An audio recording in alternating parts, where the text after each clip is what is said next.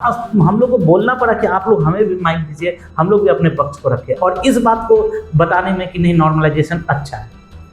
अच्छा, हाँ, कि नॉर्मलाइजेशन कीजिए, बस आप इस तरीके से कीजिएगा कि हमको छात्रों को समझाने में थोड़ा सा कहने का मतलब है आप कीजिए नॉर्मलाइजेशन कि हम आयोग को भी सपोर्ट कर दे। हाँ। और बाहर में भी बोल दे बाहर कि में जाकर बच्चों को बोल दे कि हम बहुत अच्छा बोल कर आए हैं, बहुत अच्छा करते हैं। ये बड़ा अजीब सा बात था। मुझे लगा कि पूरे छात्रों का ठेका कुछ लोग लेकर बैठे हैं कि मुझे छात्रों को समझाने में दिक्कत होगा। ये नहीं कोई बोल रहा है कि ये मेथड सिविल सर्विसेज के लिए गलत है।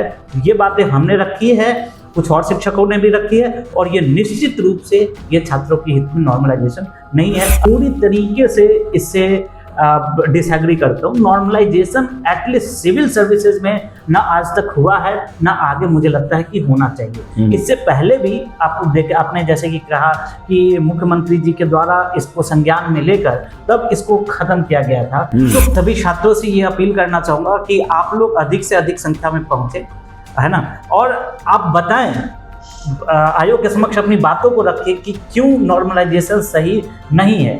एटलीस्ट बीपीएससी के एग्जाम में, यूपीएससी के एग्जाम में, सिविल सर्विसेज के अंदर। नमस्कार, आप देख रहे हैं द बिहार टॉक में हूं आदेशपुरी। आज बीपीएससी में एक बड़ा ही महत्वपूर्ण बैठक हुआ। पहली बार हुआ कि जितने भी शिक्षक हैं जो कि सिविल सेवा की तैयारी कराते हैं, उनके साथ आयोग ने 1 to 1 कहा जाए तो बात किया, विचार विमर्श हुआ और अनेक मुद्दों पर बात हुई। आपको बता दें कि 70वीं सिविल सेवा का फॉर्म फिलअप करने का सिलसिला चल रहा है और बीपीएससी के इतिहास की सबसे बड़ी बहाली है। 2031 पदों के लिए बहाली होने वाली है।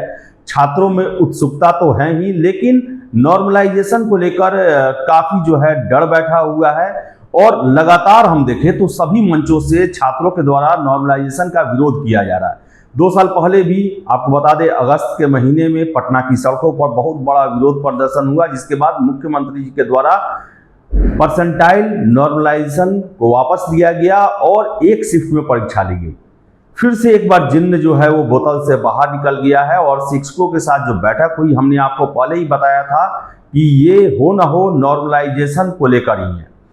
परफेक्शन आईएएस के डायरेक्टर हैं चंदन प्रिय सर, शिक्षक हैं, लंबे समय से सिविल सेवा की तैयारी कराते हैं।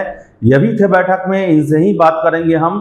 सर, बैठक जो आज हुआ, तरह तरह की बातें निकल के आ रही हैं। एग्जैक्ट सर हुआ क्या, उद्देश्य आपको क्या लगा? सर, मेन एक होता है ना कि पता चल जाता है लबोलुआ कि आयोग क्यों बैठक की।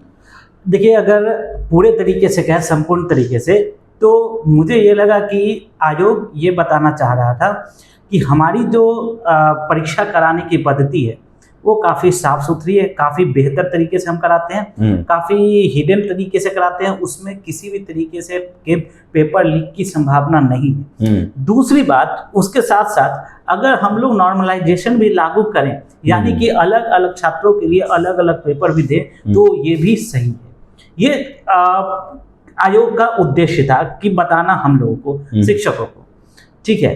तो और भी बहुत सारी बातें हुई, लेकिन जो मेन क्रक्स था, वो मेन क्रक्स यही था कि नॉर्मलाइजेशन के लिए अब उन्होंने बोला कि सोशल मीडिया पर तरह तरह की भ्रांतियां फैली हुई हैं, अलग अलग तरह के लोग बातें करते हैं, ठीक है। तो आप बताइए कि बीपीएससी कितना बेहतर तरीके से एग्जाम कराता है, ठीक है। यहाँ तक तो बहुत बेहतर बात है, यहाँ तक तो अच्छी बात है कि उन्होंने पूरा सिस्टम बताया कि जैसे कहाँ कैसे हम लोग क्वेश्चन बनवाते हैं, किसी एक व्यक्ति से क्वेश्चन नहीं बनवाते हैं, अलग अलग यूनिवर्सिटी के प्रोफेसर से क्वेश्चन बनवाते हैं, फिर कैसे छपता है, कहाँ छपता है, मतलब कैसे किस तरीके से छपता है, और फिर हम उसको कैसे कहाँ पर लेकर आते हैं। सर, लेकिन बावजूद पिछले 2 सालों में 2 बार तो लीक हो चुका है। बिल्कुल, 67वीं हुआ, इस साल भी हुआ, 15 मार्च को TRE3 का लीक हुआ। तो खैर, लीक के लिए वो जो करे, लेकिन लीक के लिए ये जरूरी है क्या कि जो छात्रों को नॉर्मलाइजेशन जैसी जटिल प्रक्रिया जिसको लेकर अविश्वास रहता है उसके अंदर डाल दिया जाए? नहीं, बिल्कुल भी नहीं। मैं पूरी तरीके से इससे डिसएग्री करता हूँ। नॉर्मलाइजेशन एटलीस्ट सिविल सर्विसेज में ना आज तक हुआ है, ना आगे मुझे लगता है कि होना चाहिए। इससे पहले भी आपने जैसे कि कहा कि मुख्यमंत्री जी के द्वारा इसको संज्ञान में लेकर तब इसको खत्म किया गया था, तो फिर से ये बात कहाँ से निकल कर आती, मुझे तो बिल्कुल भी समझ में नहीं आ रहा है। और कई लोगों का कहना कि नहीं सर, मुझे छात्रों को समझाने में दिक्कत होगा। ये बड़ा अजीब सा बात था। मुझे लगा कि पूरे छात्रों का ठेका कुछ लोग लेकर बैठे हैं कि मुझे छात्रों को समझाने में दिक्कत होगा। ये नहीं कोई बोल रहा है कि ये मेथड सिविल सर्विसेज के लिए गलत है। ये बातें हमने रखी है, कुछ और शिक्षकों ने भी रखी है, और ये निश्चित रूप से ये छात्रों के हित में नॉर्मलाइजेशन नहीं है। अलग अलग पेपर्स होंगे, अलग अलग टफनेस लेवल होगा, वो अच्छा नहीं है किसी भी छात्र के लिए, एटलीस्ट सिविल सर्विस। सर ये बात सर कि मुझे छात्रों को समझाने में दिक्कत होगा सर आयोग तो प्रयास कर ही रहा है। पहले मानिए कि शिक्षक को तो पहले आयोग को समझा दे, तब बाद में बच्चों को समझाने की बात करते। सर इसका मतलब क्या है सर? मतलब आप समझे नहीं, मैं ये कहना चाहूँ कि शिक्षक बोल रहे हैं कि आप अगर ये चीज करेंगे ना तो मुझे बच्चों को समझाने में दिक्कत होगा। सारे छात्रों का ठेका लेकर वही बैठे हुए लगता है। हम लोग तो किसी को पढ़ाते ही नहीं है। यहाँ परफेक्शनाइज में 10,000 बच्चे पढ़ रहे हैं। मतलब कि मुझे छात्रों को समझाने में दिक्कत होगा, इसीलिए ये थोड़ा सा आप ऐसे करिएगा तो ठीक रहेगा। ये बिल्कुल मतलब गलत है। अगर शिक्षक सारे एकजुट होकर कहते, जैसा कि बहुत सारे, लगभग मुझे लगता है 70-80% शिक्षकों ने एकजुट होकर बोला कि नहीं, नॉर्मलाइजेशन नहीं आना चाहिए। बस कुछ एक शिक्षक जो थे उन्होंने इसका सपोर्ट किया, और उसी का नतीजा था कि आयोग लास्ट तक ये बोलने में रही कि हम लोग। सर एक और छात्र भी हमें कई फोन करके बताएं कि सबसे पहले तो बीपीएससी ये पहचानने में भूल कर गई कि कौन सिविल सेवा के शिक्षक हैं, कि वो उनका कहना है छात्रों का, परीक्षा तो छोड़िए, नॉर्मलाइजेशन छोड़िए, पहले तो वो ये नहीं पहचान पाए कि कौन सिविल सेवा के शिक्षक है। और सुनने में आ रहा है कि जो सिविल सेवा के नहीं है वही सबसे ज्यादा हो हल्ला किए वहां पर, वही जो है नॉर्मलाइजेशन को सपोर्ट भी किए। हाँ, नेतागिरी वाले लोग सब जो बिल्कुल सब साफ शब्दों में कहें तो कुछ लोग नेतागिरी करते हैं, वही नेतागिरी करने वहां पे पहुंच गए थे, और उन्होंने पूरे मतलब मीटिंग का जो उद्देश्य था उसको भटकाने का पूरा प्रयास किया। इवन कि शिक्षकों को बोलना पड़ा कि हम लोग को भी माइक दीजिए। लगभग मुझे लगता है कि 1 घंटे की मीटिंग में लगभग 50 मिनट तक तो वही बोलते रहे। ठीक है, अच्छा। लास्ट हम लोग को बोलना पड़ा कि आप लोग हमें भी माइक दीजिए, हम लोग भी अपने पक्ष को रखें, और इस बात को बताने में कि नहीं, नॉर्मलाइजेशन अच्छा है। अच्छा, हाँ, कि नॉर्मलाइजेशन कीजिए, बस आप इस तरीके से कीजिएगा कि हमको छात्रों को समझाने में थोड़ा सा कहने का मतलब है आप कीजिए नॉर्मलाइजेशन, कि हम आयोग को भी सपोर्ट कर दे। हाँ। और बाहर में भी बोल दे, बाहर में जाकर बच्चों को बोल दे कि हम बहुत अच्छा बोल कर आए हैं, बहुत अच्छा कर आए हैं। मैं, आपने देखा होगा, आज तक मैं कभी भी किसी के विरोध में नहीं बोलता हूँ, आपने देखा होगा। मैं अपना पढ़ाने का काम करता हूँ, लेकिन आज मैं निश्चित रूप से आपको बोलूँ कि मैं दुखी हूँ अंदर से कि वैसे लोग जो कि बाहर में ऐसा दोहरा चरित्र करते हैं, बाहर में बच्चों को बोलते हैं कि मैं तुम्हारे लिए मर जाऊंगा, कट जाऊंगा, ये कर दूंगा, आत्मदाह कर दूंगा, और अंदर में जाकर आप छात्रों के विरोध में बात करते हैं। बिल्कुल विरोध में बात है, ये बिल्कुल गलत है, और ऐसा जब भी जो भी करेगा छात्रों को उनको सपोर्ट नहीं करना। सर आयोग के क्या लगा उनके सर बॉडी लैंग्वेज से कि किन शिक्षकों पर, क्या इन शिक्षकों की बातों को सीरियसली भी लिए, या फिर देखिए, मुझे तो ये लग रहा था कि आयोग एक अपना फ्रेमवर्क बना चुकी है, और उस फ्रेमवर्क को हम लोगों को ये बताने का प्रयास कर रही थी कि इस फ्रेमवर्क के थ्रू हम जाएंगे, विरोध ना हो, इसलिए पहले आप लोग भी बच्चों को इस बात को समझाइए।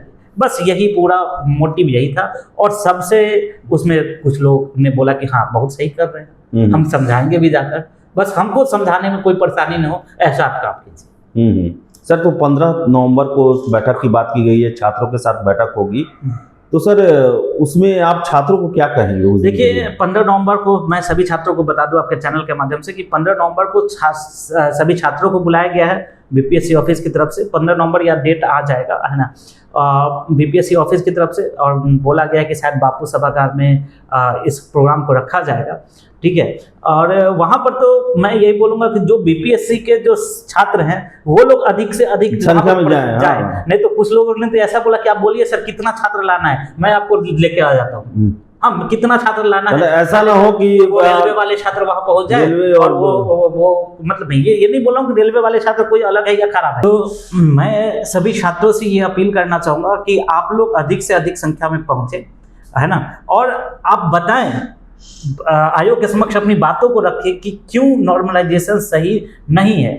एटलीस्ट बीपीएससी के एग्जाम में, यूपीएससी के एग्जाम में, सिविल सर्विसेज के अंदर क्यों नॉर्मलाइजेशन सही नहीं है, इस बातों को आप अधिक से अधिक संख्या में पहुंचकर बताएं, अन्यथा निश्चित रूप से कुछ लोग जो ऐसे लोग हैं वो आपके हित के अगेंस्ट में, हित के विरोध में काम करेंगे। आप जो भी वेन्यू डिसाइड होता है, जो भी डेट डिसाइड होता है, आप सभी लोग प्रेजेंट हो जो सिविल सर्विसेज के असली स्टूडेंट्स हैं, ठीक है। नहीं तो ऐसा और नहीं हो जाए कि सिविल सर्विसेज के जैसे आज सिविल सर्विसेज के बहुत सारे शिक्षक नहीं पहुंचे थे, उसी तरीके से ऐसा ना हो कि उस दिन सिविल सर्विसेज के बहुत सारे स्टूडेंट्स ना पहुंचे और उस बात को जो है वो आयोग के द्वारा मान लिया जाए। आयोग भी आपको बताने की कोशिश करेगी, आप भी एक ये संवैधानिक तरीके से आप भी आयोग को बताने का प्रयास करें कि क्यों हम लोग चाहते हैं कि नॉर्मलाइजेशन ना, ठीक है। ये छात्रों का भी अपना ये है, राइट है, अपना अधिकार है, वो अपने अधिकार का उपयोग करें।